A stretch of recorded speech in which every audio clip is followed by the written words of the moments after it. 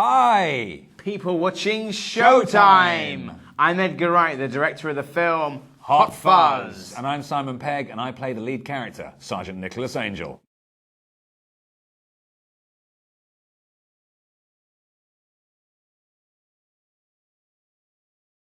I think it's one of the best things ever. I'm thrilled and so flattered and impressed by the Japanese audience for feeling so strongly about this, and I feel very honoured and humble in the face of such enthusiasm. I feel very flattered that it was down to a fan petition that the film's getting released, and I'd heard about it because one of the fans, Ritoro Watanabe, had got in touch with me through MySpace, so I heard about the petition, and it's great. I mean, and it's really nice that we get an opportunity to come over here and promote it, because we're both big fans of Japanese culture, so it's very nice to be here.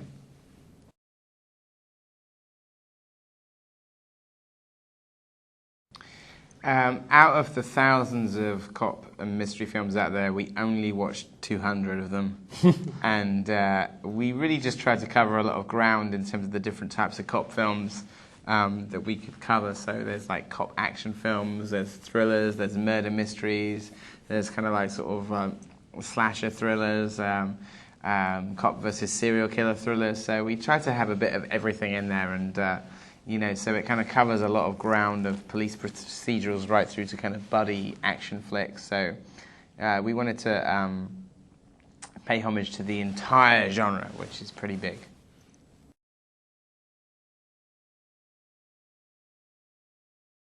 I think we wanted the film to have a plot of its own, even if elements of it had been inspired by other films, and we wanted there to be a story which drove it along, that existed beyond the comedy, so that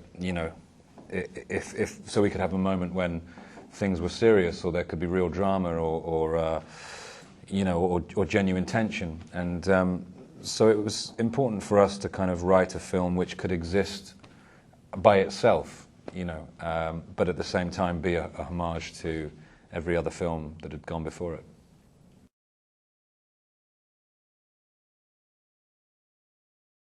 I guess we were just trying to do stuff that was pretty ambitious for the budget that we had, which is not huge and certainly not big by Hollywood standards. So we had to be really careful about making sure that all the money was on screen, and so I think we did that, and I'm always pleased when people think it cost like twice or three times as much as it did, so that's good for me.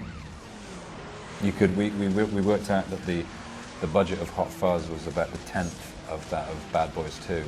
So you could actually have 10 Hot Fuzzes for one Bad Boys 2, and that is incredibly good value for money.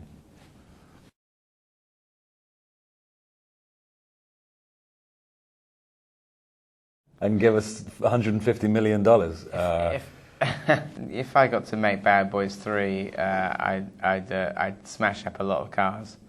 I think that's the thing. Who wouldn't want to smash up a lot of cars and blow up a lot of buildings? Bad Boys 2 cost, kind of like was made for the same, the debt of some small African countries. So I don't think it's kind of particularly. Yeah, it's kind of morally. And morally morally dubious. So, Having said that, we love Bad Boys 2. Yeah. So the answer would be yes. Just say yes. Hi.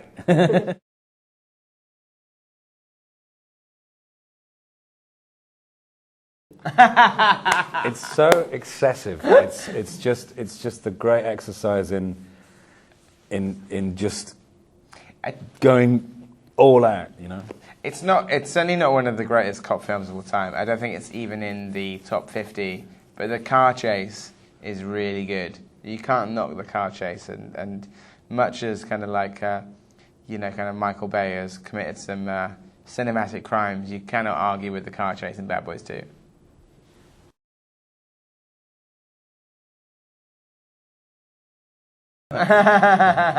We did in London to promote Hot Fuzz. We did a double bill of Point Break and Bad Boys 2 that they watched in the film. And at the cinema we were doing it was quite late at night, and I fell asleep halfway through Bad Boys 2. So you've done it as well? I've done it as well. It actually happened.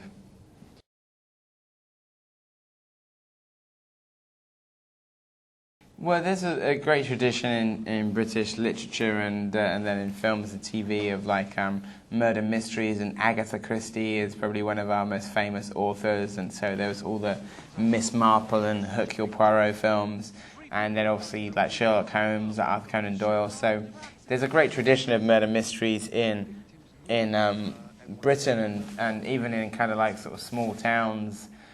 So we wanted to kind of like have a little nod towards that before it fully became like a Bruckheimer style film. So the idea of getting from Miss Marple to Bad Boys 2 was the idea. That kind of encapsulates what the film is really. It's like it's Britishness slowly becoming, you know, more American, brash Americanism.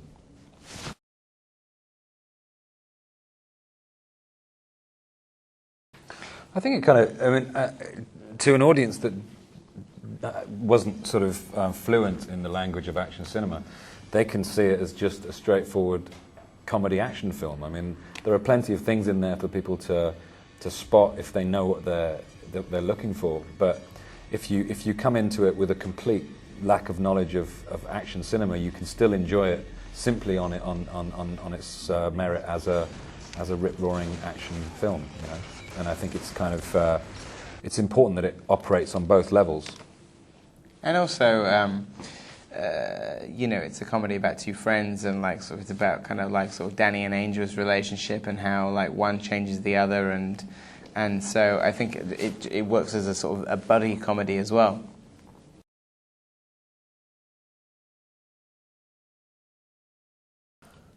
That's the first time we've been asked that question in Japanese, isn't it? I know. We always get asked that question, and that's the first time we've been asked to hear. We're writing a third one, but it might not be the next film. We're both doing films separately from each other, but then we're going to reunite for like a third film, which is going to be a similar mix of like comedy and genre. We can't announce which, and we want to keep people guessing because it probably won't be for a couple of years, but we intend to make a third film very soon.